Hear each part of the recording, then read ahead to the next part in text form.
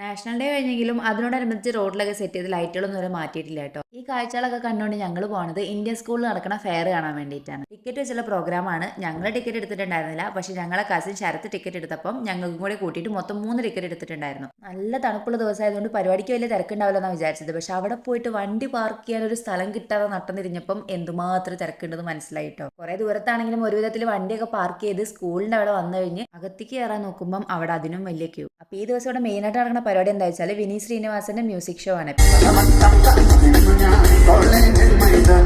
വിനീതേട്ടന് ഇതിനു മുന്നേ ബഹറിൽ ഷോസ് ചെയ്യാൻ വന്നപ്പം ഇവിടുത്തെ ഓഡിയൻസ് പാട്ട് കൂടെ പാടുന്നതും പാട്ട് ആസ്വദിക്കുന്നതും അവരുടെ എനർജിനെ കുറിച്ചിട്ട് ഒരു വീഡിയോയിൽ പറയുന്നത് ഞാൻ കണ്ടു കേട്ടോ. മൂപ്പർ ആ പറഞ്ഞ അതേ വൈബുള്ള ഓഡിയൻസ് ആയിരുന്നു ഇപ്രാവശ്യത്തെ പരിപാടിക്ക്. ഓഡിയൻസിന്റെ ഈ ഒരു എനർജിയും വിനീതേട്ടന്റെ അടിപൊളി പാട്ടുകളും നല്ല തണുപ്പൊക്കെ കൂടി പരിപാടി നല്ല വൈബായിരുന്നു. ആൾക്കാരൊക്കെ പാട്ടിനപ്പം നല്ല തുള്ളലുള്ളതുകൊണ്ടപ്പം എനിക്കൊന്ന് ഡാൻസ് കളിക്കണമെന്നൊക്കെ തോന്നി. പക്ഷെങ്കിൽ എനിക്ക് കമ്പനിക്ക് ആരും ഉണ്ടായിരുന്നില്ല കേട്ടോ. എന്നാലും ഞാൻ നിന്നോടത്ത് നിന്ന് ചെറിയ ചെറിയ